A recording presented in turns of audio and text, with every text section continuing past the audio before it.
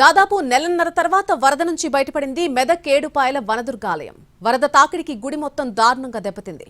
గర్భగుడి చెదిరిపోయింది. ప్రసాద పంపిణీ కౌంటర్ కొట్టుకుపోయింది. వరద దాటికి లోపలి గ్రానైట్, ఆలయ grills, general, VIP queue lines, ఫ్యాన్లు పూర్తిగా ధ్వంసమయ్యాయి. చెత్తా చెదారంతో దీనంగా కనిపిస్తోంది ఆలయ పరిస్థితి.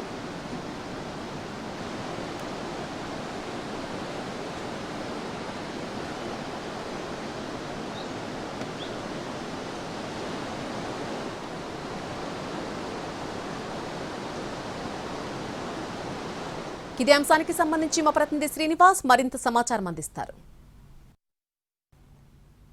ఏడుపాయల ఆలయానికి గత 2 నెలలుగా కని విని ఎరగని రీతిలో వరద వచ్చింది. దీంతో ఆలయ ప్రాంగణం అంతా కూడా పూర్తిగా వచ్చినటువంటి వరదకు మాత్రం మొత్తం ఆలయ ప్రాంగణం అంతా కూడా ధ్వంసమైనటువంటి పరిస్థితి ఉంది. మనం విజువల్స్లో చూసుకోవచ్చు. ఈ మనం చూస్తున్నటువంటి ఆలయం ఏడుపాయల ఆలయం. ఏడుపాయల ఆలయానికి గత 2 నెలలుగా కూడా కర్ణాటక, మహారాష్ట్ర ప్రాంతాల్లో కురిసినటువంటి భారీ వర్షాలతో సింగూరు ప్రాజెక్టుకు ఎక్కువగా గరిష్టంగా 1,25,000 క్యూసెక్కుల వరద వచ్చింది. దీనికి వర్షాలు కూడా తోడవడంతో మాత్రం సుమారు 1,50,000 క్యూసెక్కుల వరద నీరు ఏడుపాయల ఆలయానికి పోటెత్తింది. దీంతో ఆలయం మొత్తం అంతా కూడా గత కొన్ని రోజులుగా నీట మునిగినటువంటి పరిస్థితి. ఇప్పుడిప్పుడే వరదలో నుంచి ఆలయం అయితే బయటపడింది. అయితే ఇదే సందర్భంలో ఆలయానికి మాత్రం భారీ వర్షాలతో వచ్చినటువంటి వరదకు మాత్రం తీవ్ర నష్టం వాటిల్లింది. మొత్తం ఆలయం గర్భగుడి ఆలయం ఏదైతే ఉందో ఆలయంకు చుట్టూ వేసినటువంటి గ్రిల్స్ అంతా కూడా కొట్టుకుపోయాయి. చెత్త చెదారం అంతా కూడా పేరుకుపోయింది. గత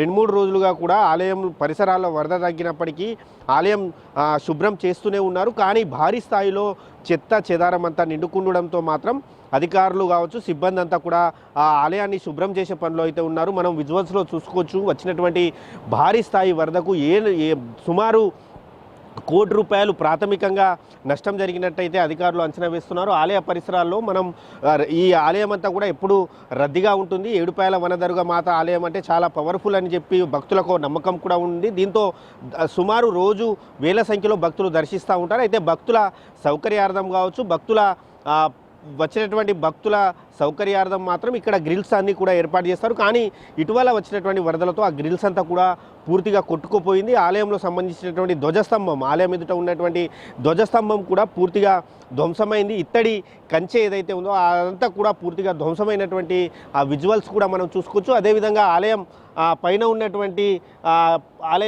ఉన్నటువంటి ఈ స్థాయిలో ఆలయం పైన అమ్మవారి విగ్రహం ఏదైతే ఉందో ఆ స్థాయి నుంచి కూడా వరద పోయింది. సుమారు 20 ఫీట్ల వరకు వరద రావడంతో మాత్రం ఈ ఆలయానికి భారీ నష్టం వాటిల్లింది. ఆలయం లోపల కూడా ఎక్కడికక్కడ అంతా కూడా చెత్తగా పేరుకుపోయింది. బురదంతా కూడా మనం ఆలయ ప్రాంగణంలో ఎక్కడ చూసినా కూడా మొత్తం బురద కావచ్చు, అలాగే చెత్త చెదారంతో ఆలయ ప్రాంగణం అంతా నిండిపోయినటువంటి సిచ్యువేషన్ అయితే మనకుంది.